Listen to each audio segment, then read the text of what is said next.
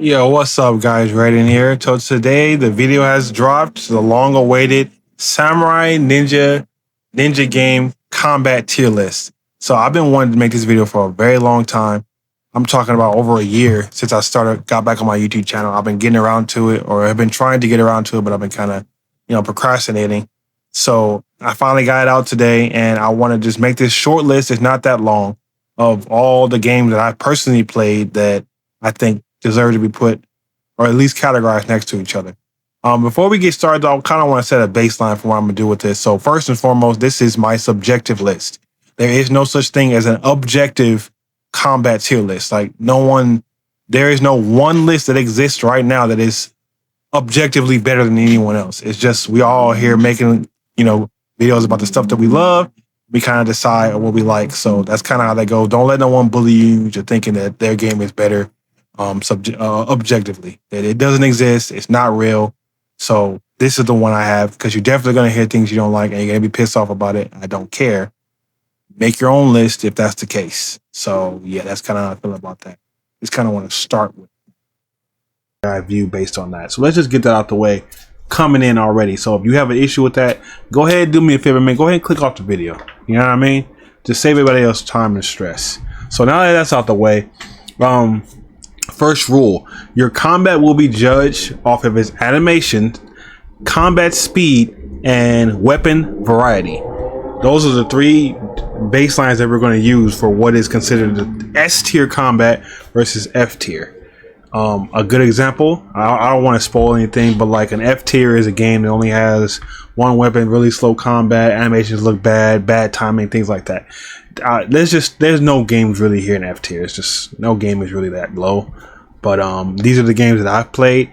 I wanted to increase them to all games. I might just do that.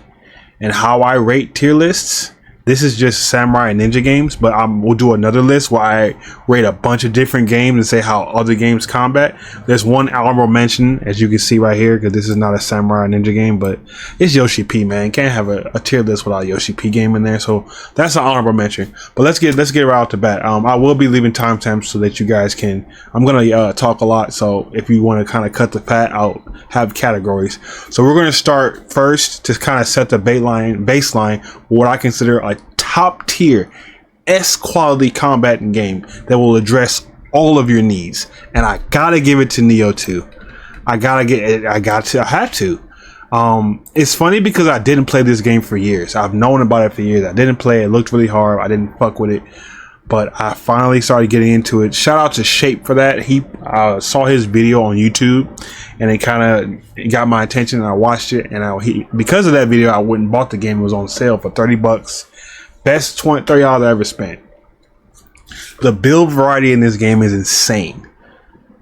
The combat potential is out of this world good. I don't understand how I went so long in my life without knowing this game existed. I have no idea. Without having played it. I knew it existed, never played it. So it's here now. I'm playing it, and I absolutely love it. Multiple weapon variations. You got katanas, odachis, spears, staffs, nunchucks, fists. It's so much. You have stamina system, which I personally don't like, but it's so good you can be overlooked. There's a way to replenish your stamina, which is cool, which really helps. Parrying system, guarding, dodging. It's everything you could ask for in a combat game. Team Ninja dialed in when it comes to straight, hardcore, to the point combat. It's just you can't beat it. And then you have multiple builds, different types. You can vary your character wildly to play like a samurai, to play like a ninja, to play like however the hell you want to play. There's staves. There's just too many weapons in this game to kind of limit it to one style, and because of that, it gets S to the top of the list. I don't really think there's a game you kind of can't beat this unless it's not your thing and it's not what you like. This is where it goes. So to lead off of that, I would say Rise of the Ronin, which is made by them as well, goes in second place S tier, only because it's more or less, if it's not what you like, there's less weapon variety. Yes, Neo has more weapon options than Rise of the Ronin. I personally like Rise of the Ronin better because it's a little slower, ever so slightly.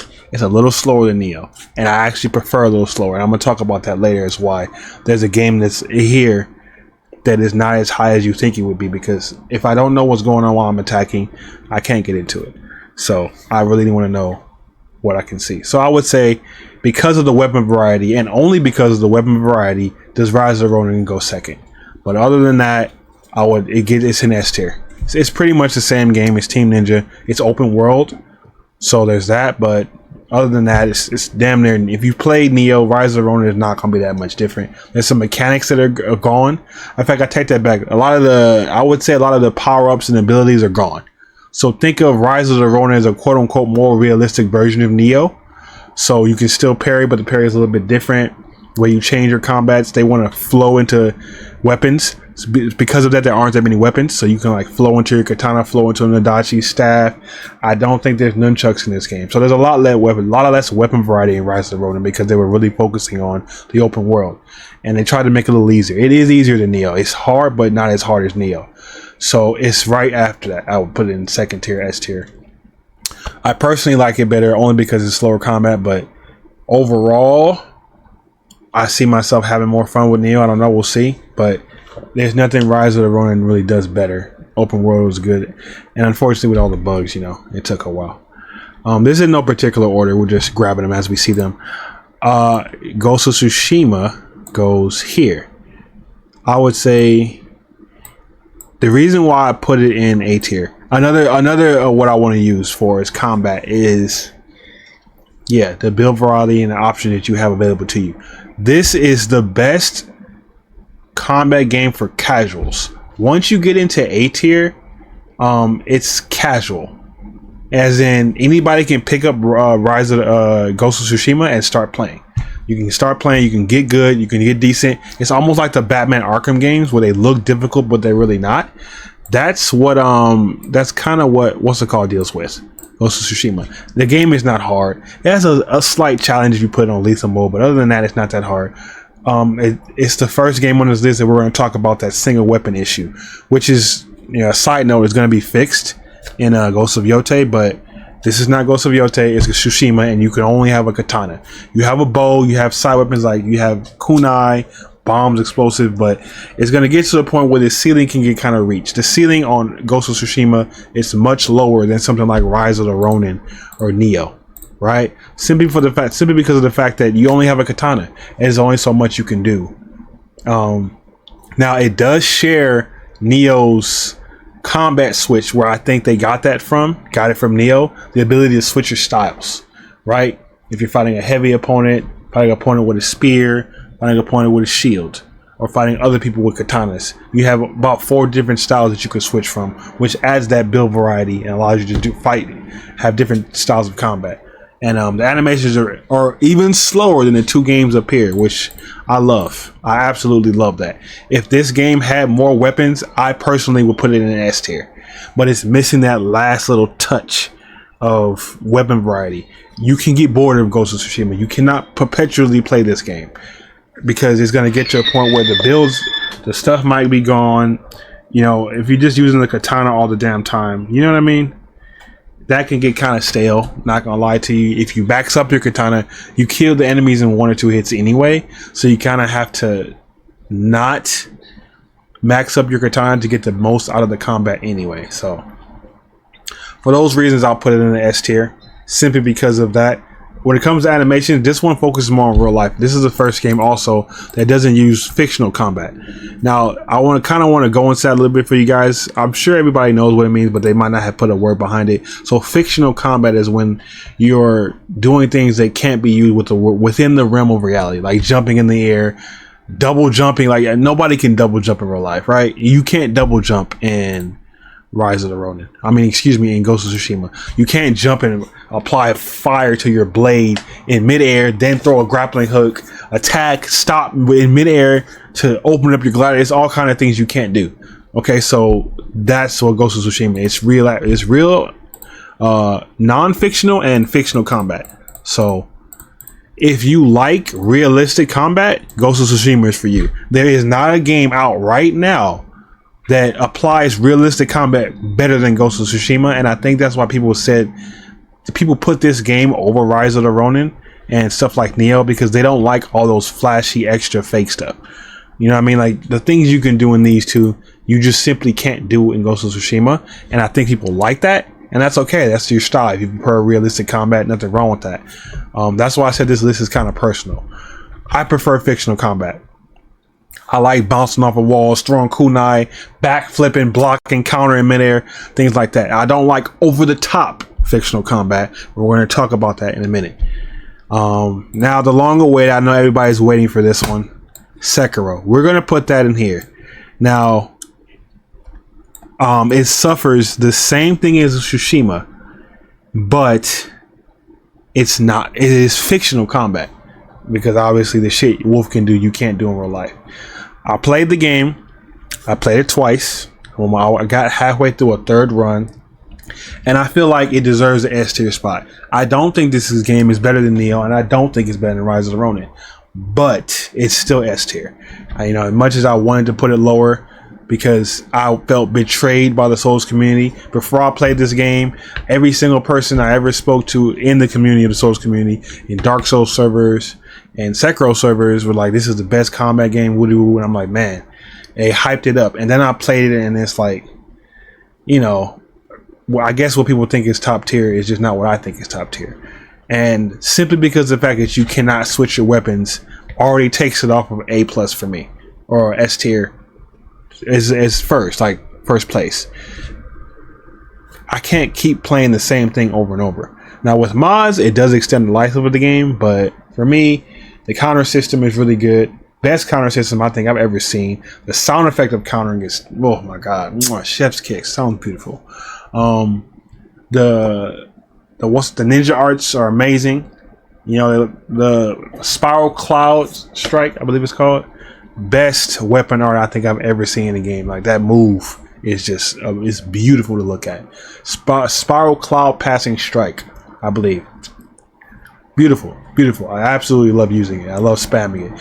After I beat the game twice, I went in there and I modded it to where I have like infinite I forgot what they're called, where I can keep using it.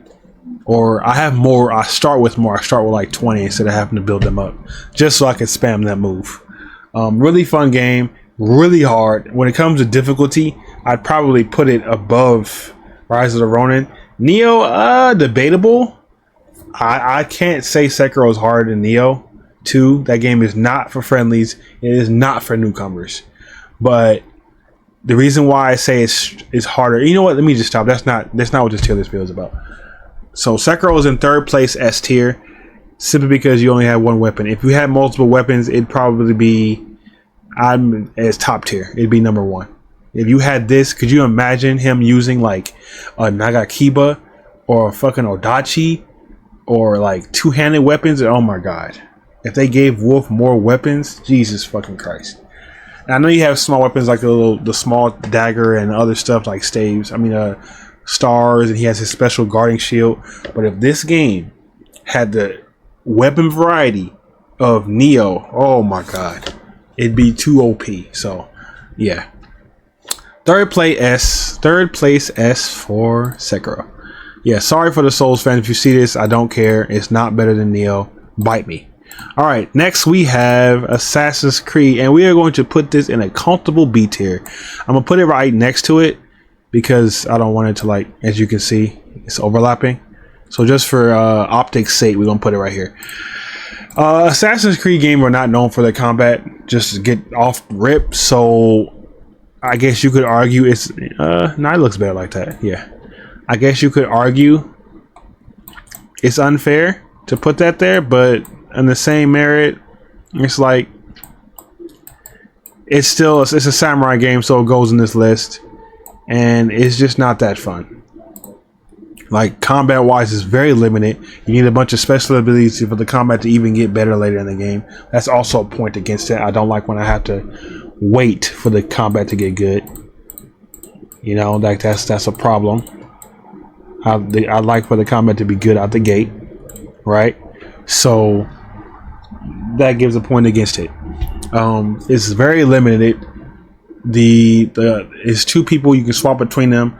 Yasuke's combat is just not that good. He's a lot slower. The animations are pretty bad in this game in comparison to something like Ghost of Tsushima. It doesn't look as good. And the issue with that is it's almost like they're trying to do realistic combat, but then it doesn't look realistic. You know what I mean? So it's like it's a fine line that Shadows walks, and they kind of fell off of it a few times. So for that sake, it definitely gets that B. I don't think it's an A tier combat wise, personally for me. In some ways, I might even consider giving it a C simply because of the fact that what's her name, Naomi or something like that. I forgot her name. As this goes to show you how much I don't play no more. Yeah, she's a lot better than he is combat wise. It's only a B because of her. If it was just Yasuke, this game would be a C or a D. But because of her combat's pretty solid, it's pretty fluid. So we'll go ahead and give it a B. Not much else to say about that. Next, we're going to go to Ninja Gaiden. Now, I knew everyone's going to wonder where this one goes. I put Ninja Gaiden in A. Now, it's also a Team Ninja game, so made by them. But I always had this one issue with Ninja Gaiden. Sometimes you don't know what the fuck is going on. It's a little too fast. Ryu is really quick, and they want to portray that. But sometimes it's so much going on, I lose the flow of combat. And for that reason, I prefer something like Rise of the Ronin, because even in Neo, it's fast, but not as fast and chaotic as Ninja Gaiden. You're all over the place. You're constantly moving because of how many enemies you're interacting with at once. Neo is not that many NPCs on once on the screen. It's usually just one person, one or two, and then the boss is just you. That's almost never the case with Ninja Gaiden. So you're all over the place constantly, and it can kind of overwhelm me. You know, I prefer it to be singular enemies, or if it's multiples, you're not moving so fast. I don't like that hyper speed combat where it's just like, ooh, it's like a brain fart, or like you're just trying to get your dopamine hit. I don't like games like that. I like a middle ground combat speed where I can see what's going on, but it's fast enough. Which is why Tsushima, I would say, is an A tier. If it had more weapon opportunities, Tsushima would be S plus. So yeah, Ninja Gaiden, that goes for all Ninja Gaiden games. They pretty much all play the same. I'm pretty sure the fourth one's going to be the same thing. You know what you're getting, so I'd put it right there. Now we're going to go to older games that are not made no more, won't get sequels, and will probably just exist within their own universe. We're going to start with the honorable mention of Yoshi P himself to kind of piggyback off what I meant about Ninja Gaiden. I would say... In fact, I'll even put that over Ninja Gaiden because of the special abilities. They have cool special abilities. 5 particularly is a little slower, and there's not as much going on, so I can kind of tell. Especially if you're not using fucking Virgil. I don't like using. He's too fast. He's doing too much. Virgil's too quick. He's all over the place. It's like I can't tell what's going on. I forgot the other dude you can use in this one with the hands, interchangeable hands. That makes it pretty cool, and I like that. It looks visually amazing, and I like the way the combat is, and the animations look top tier. So because of that, I'll put it over Ninja Gaiden. It's kind of interchangeable. It's not like a hard choice. This is more of a light decision. Most of these games are not in B tier. Most of them are pretty good. I would say they're all within the same realm. The issue is they're so different in ways that it's kind of like what you like. So that's the issue with this one. So we're going to start with a few that people probably don't know. Shinobito. This one goes into C tier. This is an old PS Vita game that came out. So it was a launch title. It was pretty good. I bought it because I was looking for anything for the Vita. Vita does not have that many games, like hardly at all. So this one stuck out to me. There aren't that many samurai or ninja games to begin with, so the few that it had stuck out pretty good. But it's really limited in the combat. You can only use katanas. I'll make a visual of this video, a visual version of this tier list in the future, like a iceberg version, to kind of let you guys know what these games look like, because these are kind of old and most people don't even know what the hell Shinobito 2 is. Great game for the Vita. Combat wise, nothing to write home about. You're not going to remember this game because of the combat. You really remember it because, you know, it was one of the only good Vita games. So yeah, we're going to go ahead and put that one down and see. Tenchu! Ah, yes. One of my childhood memories. Played this on the PS2 years ago when it came out. I have loved it. I think it might be made by the same people who made Shinobito. I don't know. I'm going to have to do research. it plays almost identical to it. So that could be a thing. I'd put it in B tier. I would even argue you could argue it's better than Assassin's Creed, but it's not as variable as Assassin's Creed. So Assassin's Creed still outbeats it. It's an old game. It stands the test of time a little bit, but it feels kind of clunky at times. But with the upgrade system you have it in the special kills and stuff like that, it's really fun. That's kind of my nostalgia speaking, honestly. I know some of you might put it much lower in comparison to something like it's B tier next to an A tier game. That's just a little bit more my nostalgia speaking. So I'll take a hit on that. Samurai Western. This is another game I played. It's an old PS2 game. Not many of these with good combat. This one, I believe, quote me if I'm wrong. You guys let me know down in the comments. I think this game in some way connects to the Way of the Samurai series. Because when you look up Way of the Samurai, this game also comes up. I played it about 2 years ago. I found out about it and I got it on my Steam Deck. And I tried it out. I'm like halfway through the game. I'm going to go back and do it. I might even play it on stream just for the hells, you know, beat it in one run because it's not that long of a game. I think I'm over halfway through it. And I'm really enjoying it. It has some pretty decent combo potential, believe it or not. Actually, let's put this above Shinobito. Because Shinobito is very limited on its combos. Samurai Western has a nice parry system, some good lock-ons, decent combos, some good kills. The animations are kind of choppy, but it's a PS2 game. Like, you know, you're not expecting much. So yeah, I would definitely put it in the C tier, and it's pretty fun. You should check it out. You know, you might need an emulator to go play it, unless you want to find a disc. It can't be downloaded anywhere. So yeah, and then we have Renegade or Revengeance, I believe. I thought about this one a lot. I didn't really know where to put it. But I feel like after really thorough consideration, it's an A tier game, but a low A game. Because of the things I mentioned, you only have the one weapon. You have options to upgrade and change, but I would put it here. Actually, you know what? I actually enjoyed this more than I enjoyed Ninja Gaiden. I'm gonna be honest with you guys. I had more fun playing this because it's fast, but the chopping mechanism was really cool. It was one of the first games I played that was in this genre like this. I had played this before I played Ninja Gaiden. I couldn't play Ninja Gaiden because of all the blood, which is funny because you can actually dismember people in this game.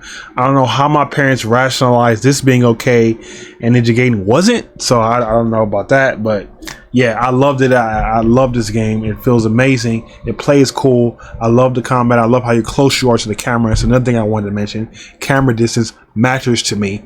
How far and close you are to the camera determines how I enjoy the game. But yeah, I would say, and you know what? That was a mistake. We'll leave that there. I like Sekiro, but I enjoy Ghost of Tsushima way more. I put more hours into Ghost of Tsushima than I did, so to put that there would be disingenuous. I just gotta keep it real with y'all. I love Sekiro. You know, shout out to Wolf, but I'd be lying if I sat here and said if I put that as number one, I'm doing it because of Souls fans, and I don't care about y'all. Y'all are toxic as hell. So I think this is a good little list. I think this is a good rhyme for the games. I think about how much I played and how much I enjoy it. Ghost of Tsushima got stale for me, so I can't put it over Rise of the Ronin or Neo because I played it like 4 or 5 times. I kind of don't want to no more. I might do one more playthrough in celebration of Yote, but that's it. But yeah, I think this is my list.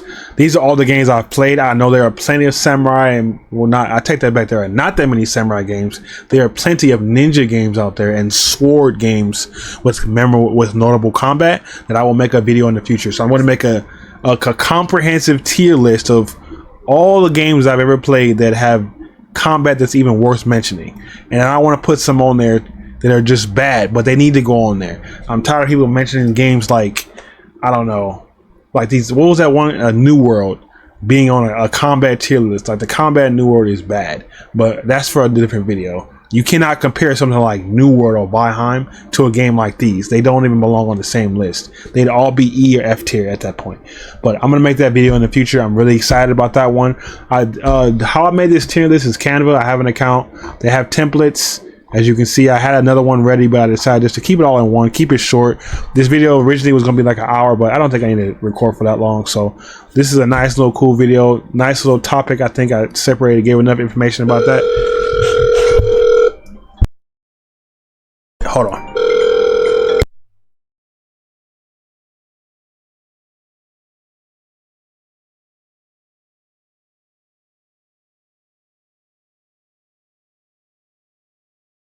Sorry about that, guys, but yeah, I'm gonna go ahead and end it here. Let me know what you guys think. This is my first tier list. Let me know how I did. Do you like this type of videos? I'll definitely be uploading a couple more tier lists, combat tier lists, and horror games I feel are actually scary versus just trying to be action games. But yeah, let me know what you guys think. Like, comment, subscribe, and until the next one, guys, rating out.